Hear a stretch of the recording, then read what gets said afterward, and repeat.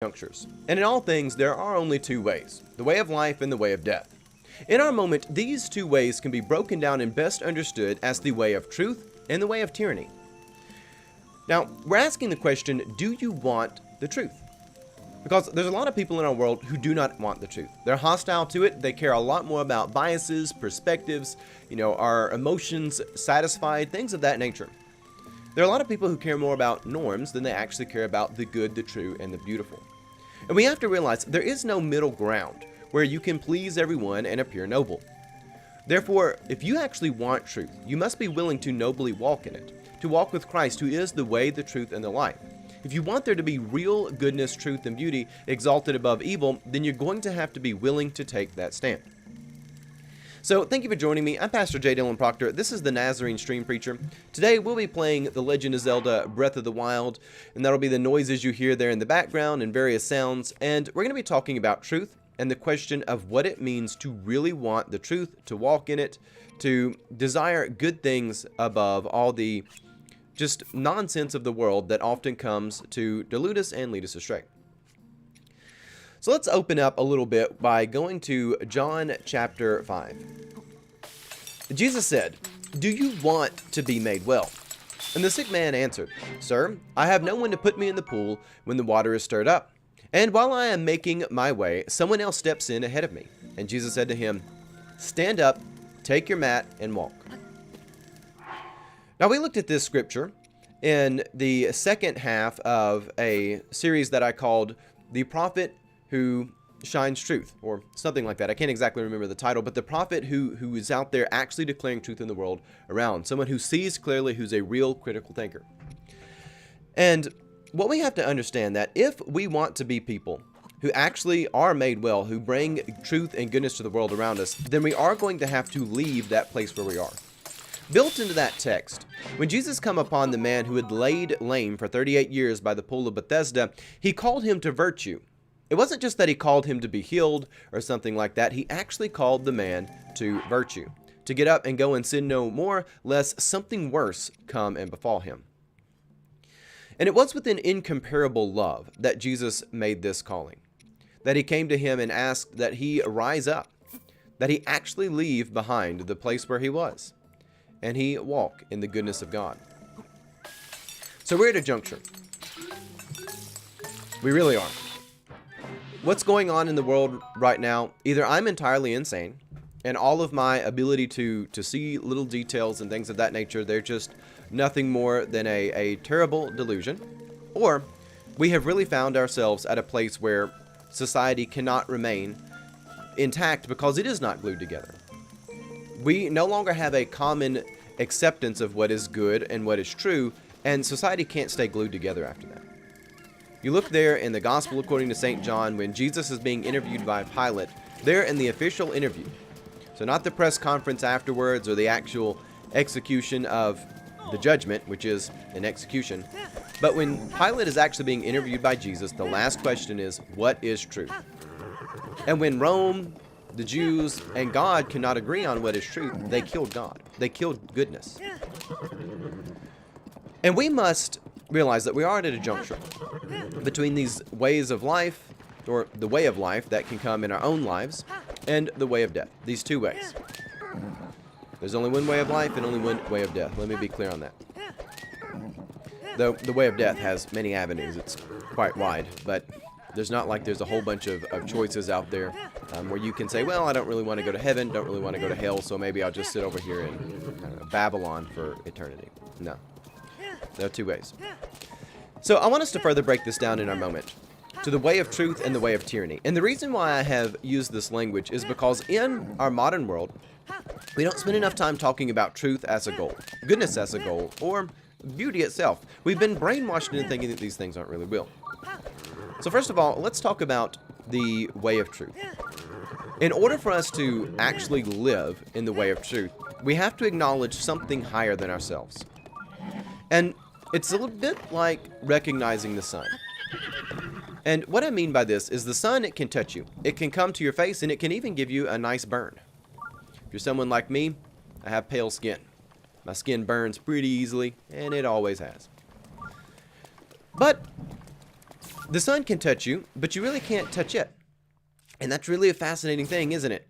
Because even though we can feel that sunburn, we can't go out there and grab a hold to the sun and manipulate it and, seize it to do our will. But yet we can walk in it, and it gives us something to our world. It's dangerous and otherworldly, the sun is, yet it's noble and it gives light to our world. Moreover, if the sun were to fall, then the world would fall too. And using that illustration, I want us to understand the light that is God. Because it is something which can reach out, it can touch us, it can walk with us, it can give us life, and it sustains our life. Yet, we cannot control God, and God is quite dangerous. That's why He alone should be feared. And in our world right now, there are not very many people interested in the way of truth. And people have been trained to reject the way of truth. They've been trained to clutch pearls over things that go in one direction, but when the same exact mechanism is happening, but they agree with it or whatever, they just ignore it. We've been trained to bear false witness and reject truth. But that cannot be sustained. It just can't. And let's look at the alternative, the way of tyranny. And with this, there is no sun, there is no beauty, there is no larger meaning. You just exist randomly. You are accidentally an assembly of atoms that has no real meaning to exist. You can identify in the way of tyranny as whatever you want. If your personal opinion is that you are a dragon, well, then not only are you a dragon, but it is your right and your duty to make the world bow down to your new reality. You have the duty to demand the world bow before your serpentine form if you feel as if you are a dragon. You can identify as whatever you want in your personal opinion. It is more powerful than truth, and it is more powerful than reality. Because in this way of tyranny, this way of the world, there is no truth. It matters not if a man honors his commitments. We're not here for any purpose. We're just a random occurrence where a couple of proteins, they got together and decided to make a life form. We are nothing more than the product of mere survival, evolutionary, random selection. And in that survival of the fittest, it doesn't matter. There is no truth. It's not true if a man stays faithful to his wife or honors the commitments that he makes, because it doesn't matter. Elements do not care about such things. There is no larger meaning. We exist for whatever we make it for. There's no broader purpose. Perspectives, biases, credentials, they are more important than truth because we can decide that they are. Feelings can matter more than the truth itself. And here in this way of death, there is no virtue. And just as the ominous coming of the blood moon here in the Legend of Zelda, in the way of tyranny, it always turns towards the blood moon. It always will rise again. All the beasts, all the old evils, they will come back. And all must be tolerated. There is no virtue, neither goodness nor beauty. All will be tolerated. Sensations matter more than endurance. And safety is preeminent, not because you matter, mind you. But safety is important because your statistical existence does. And the way of tyranny, the way of death, it does not care what sort of quality is actually going on in your life and if your life is well and all is good. But it does care that the data for your group is satisfactory in comparison to other groups. You exist as nothing more than just a number to be calculated there in the data. And of course, this is most tyrannical. And we in the church, we have to realize that this is not biblical. This whole idea that groups matter more than truth. That viewing people as groups is better than viewing them as individuals.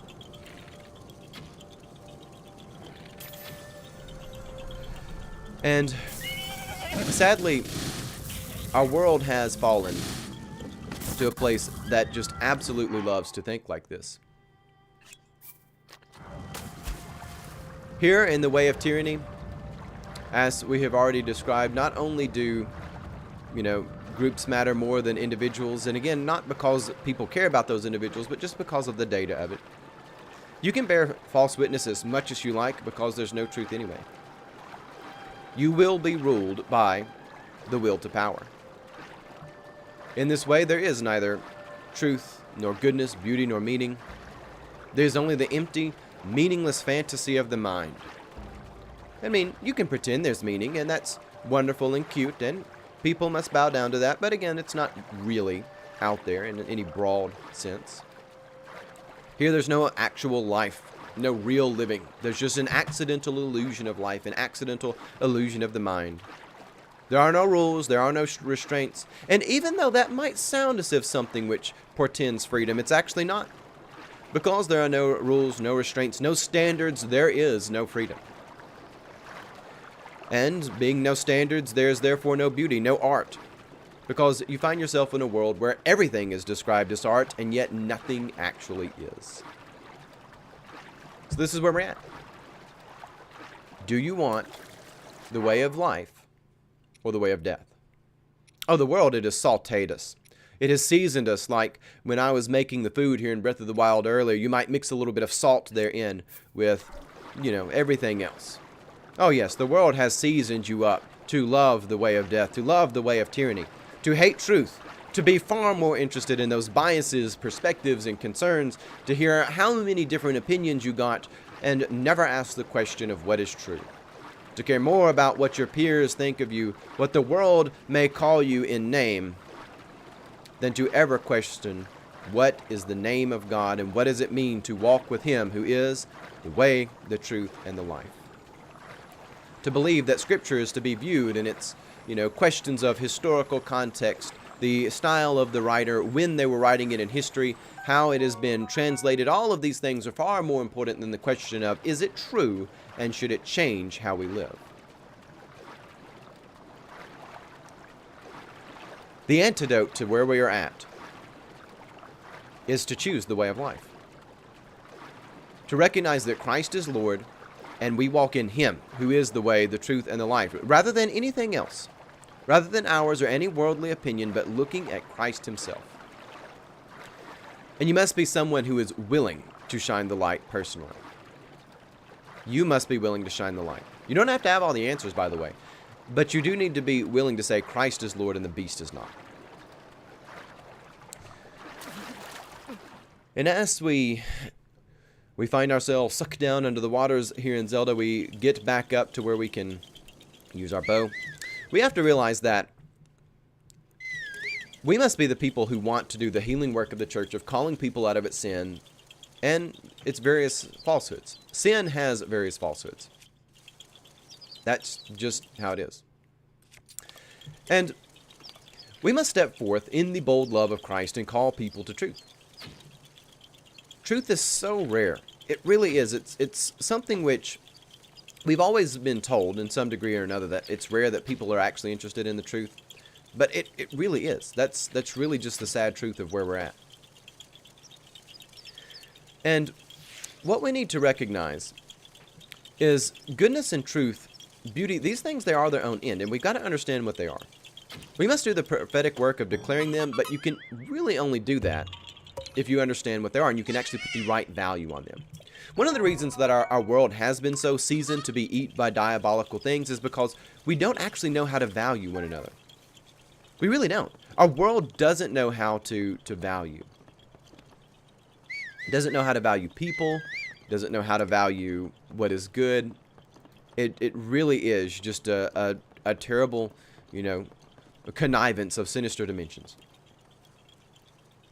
And to help us understand what is good, because modern English has taught us that it means something which is satisfactory, positive, or maybe pleasing, I want us to go back to Paradise Lost. I know I've quoted that a few times lately, but I want us to go to Paradise Lost again and learn a little bit. There's a line in Paradise Lost, which is an old poem, that says, "To do aught good never be our undertaking, but to do ill is our sole pride." And thus spake Satan to his miserable comrades in hell. We look there at those words in Paradise Lost, and we are reminded of something which is very important. Goodness is not the same thing as being satisfactory, because there are things which can satisfy Satan. The reason why John Milton wrote these words in the way that he did wasn't because he didn't have a good understanding of English. In fact, he did have a good understanding of the English language, and he had a good understanding of what it meant for something to be good. Goodness is not the same thing as being satisfactory or sufficient. And although our modern way of speaking has come to believe this falsehood, it's really not. And that's why Satan says to do all good never be our undertaking, but to do ill, to do unwell is our sole pride. You see, for something to be good, it has to have some connection to godliness. Goodness is connected to godliness. And for something to be good, then it must have some righteous value before God, some connection to his great will. And when you understand that goodness does have that connection to providence, you'll start to realize that, well, if Satan were to do something good, he can't just decide what is good because he can't actually decide what is godly. Satan is not going to ever do good because that would mean doing something righteous before God. And goodness is more than just something which is pleasing to you, though our world has taught us that, you live how you want to live, and what you decide to be good and true is good and true. The world can't survive that, folks. And the world also can't survive the pearl clutching in one direction that always wants to say there are magic rules, certain people are naturally bent towards being good and other people are not. Certain people can have grievances, others cannot. Certain people can speak truth, others cannot. That is not sustainable in a society that actually wants to elevate truth. You can sustain that in tyranny, all you want.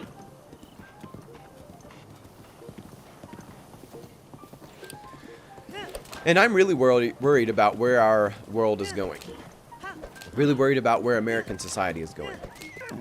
And a short foretaste of what my prediction is what we're going to see is we're going to see people who actually are interested in truth be vilified.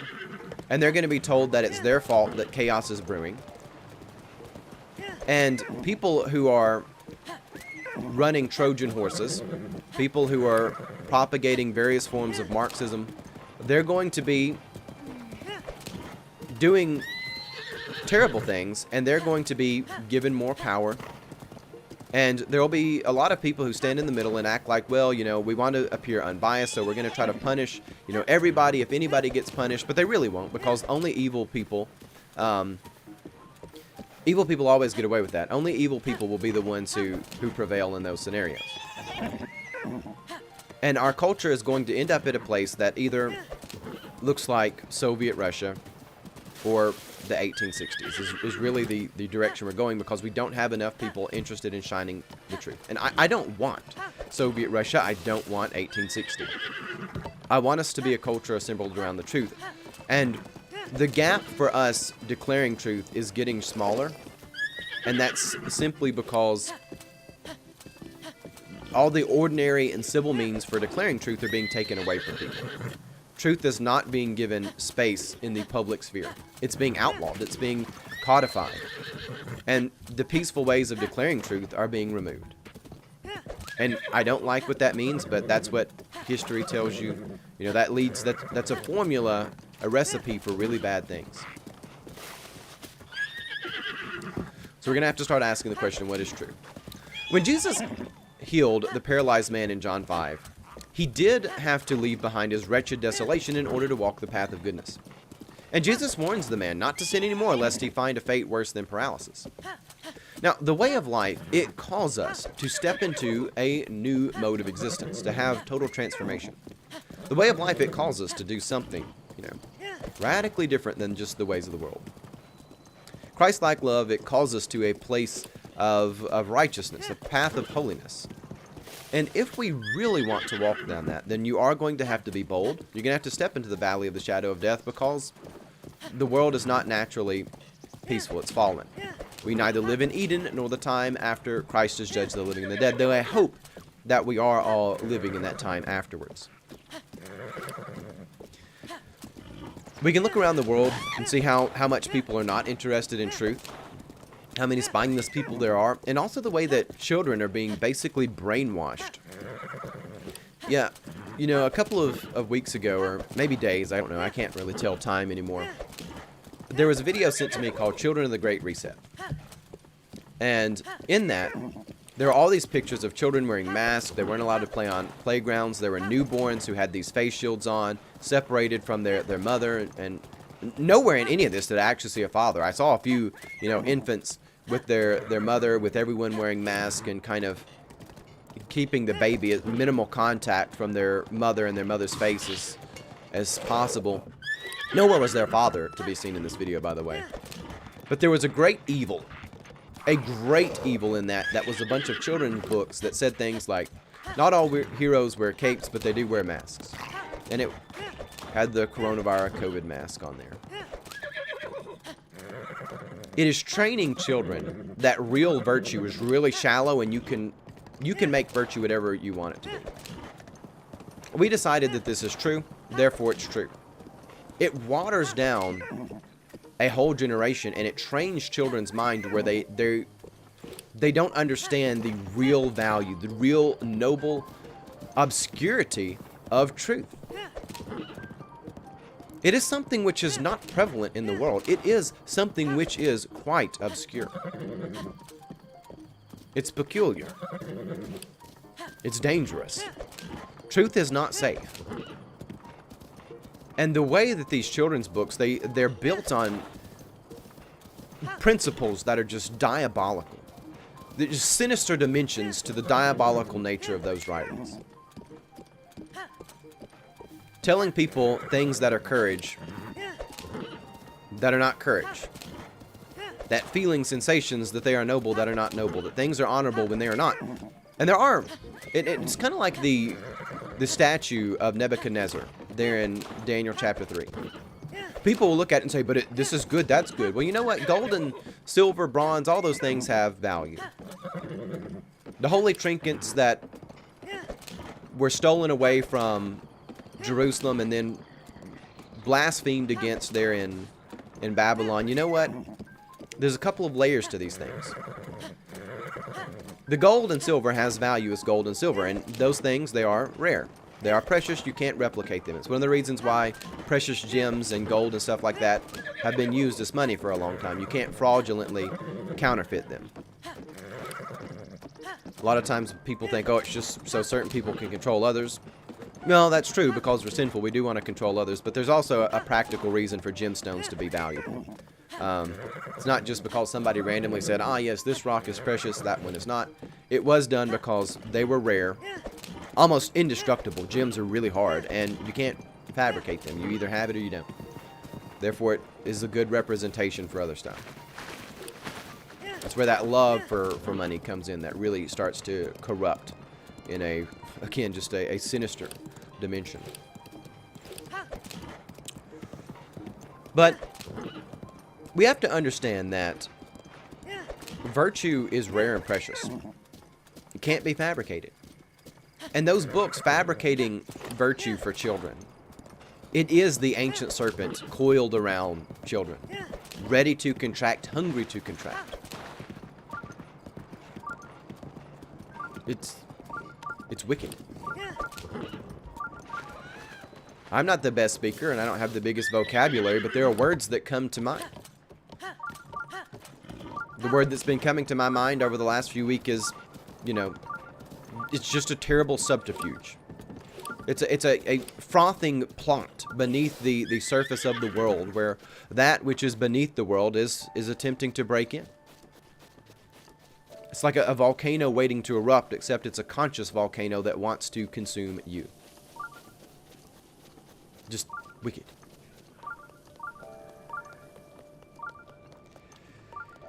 Christ-like love, it calls us to a path of holiness. The ancient serpent is called around, and it's robbing us of real life. When you're constricted by the serpent trying to eat you, you may have some tools that can help pull you away from there, but while it's contracted around you, you're not really alive. You're not doing anything else. You're dealing with, it. And even if you've got great tools, you still may fail. Things may go wrong. You may end up dead.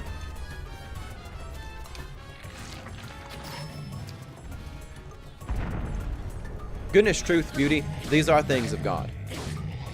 They have some godly connection, even though we can't always lay our finger on it. Just like we can't lay our finger on the sun. We might be able to say, oh, well, it's a gas, it's got all of these things which are combusting. We have some knowledge of it. But you do well not to build a spaceship and decide you're going to fly into the sun. Not only would the amount of time in that be something which is a bit of a problem, but also if you ever did manage to create some way of getting close to it, wouldn't bode so well for you. And there are a lot of people in our world, they assert, God didn't really create us, God really isn't sovereign. And there's some problems with that.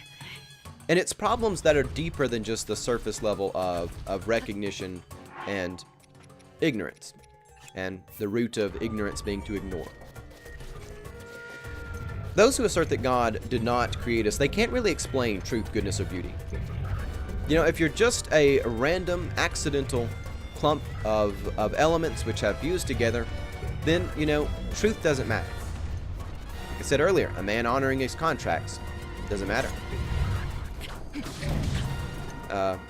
A husband being faithful to his wife, making good on the responsibility of raising his children, it doesn't matter.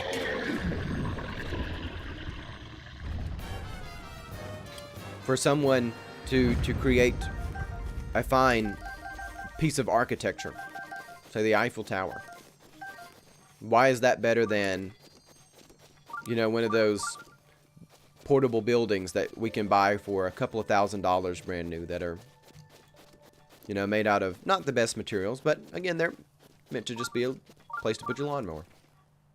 Why does the Statue of Liberty have more value than the trash bag that I threw away this morning? Why? It doesn't. There's no beauty. There's no goodness. There's no truth if everything is just here by accident. You can't explain why it is good for a man to honor his wife. And what we must understand is that our world has been trained to think in a lot of ways that are both self-defeating and just internally contradictory. Because a lot of people, they will reject the authority and the right of God as the sovereign master of all creation. They'll reject that. But they don't really want to live without goodness, truth, or beauty, without meaning. If you did want to live without meaning, then you would just, die. Go sit on a rock naked until you died. So what people do is they piddle in it. They dabble in goodness, truth, and beauty. They put their toes in the water when they want to, and then when they don't, they don't. They're a little bit like robbers who step into the good things of God when it's convenient, but they don't want to give him what is rightfully his.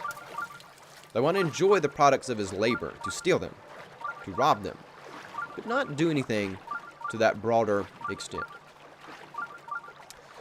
So what we have to do in the church is put on the whole armor of God. We do. Galatians 6:7, it says, "Do not be deceived. God will not be mocked. A man will reap what he sows." We've been sowing a society that loves to bear false witness. We've been sowing a society that only has accountability that works in one direction. We've been sowing a society that if you feel like you have good intentions, you can bear false witness as much as you want to. But the thing is sin is actually real, folks, whether you recognize it or not. In places like the holiness churches, Church of the Nazarene, stuff like that, we've come to believe that sanctification has everything to do with temperament. Nothing to do with your ability to discern truth. Nothing to do with what you believe and positively affirm, but only your temperament and how that relates to your aversion to sin. That's it. Holiness has nothing that is, otherly. To use a rather strange word that sounds kind of weird. It has nothing to do with the peculiar set-aside truth which God has called us to. It has nothing to do with that. It just has to do with, you don't talk in a mean way anymore. You don't go to the bar anymore. Doesn't matter if you are fooled by scams. It doesn't matter if you are promulgating scams. You're bearing false witness. You've chosen compassion at the name of truth. None of that matters.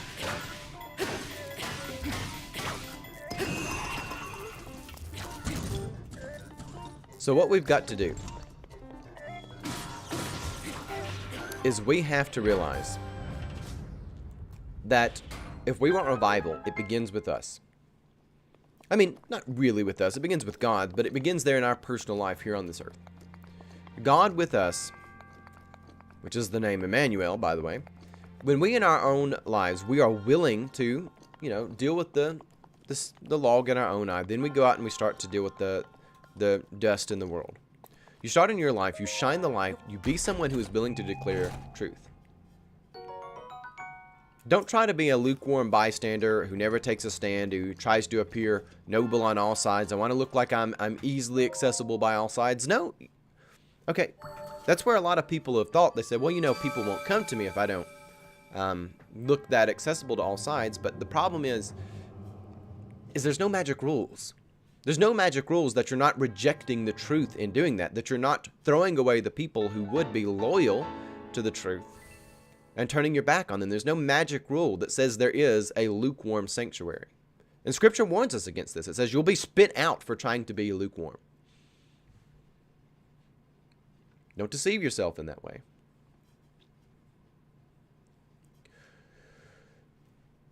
Declare what is true and love your neighbor enough to cast out the evil that has taken residence in them. Evil ideas, or sometimes evil spirits.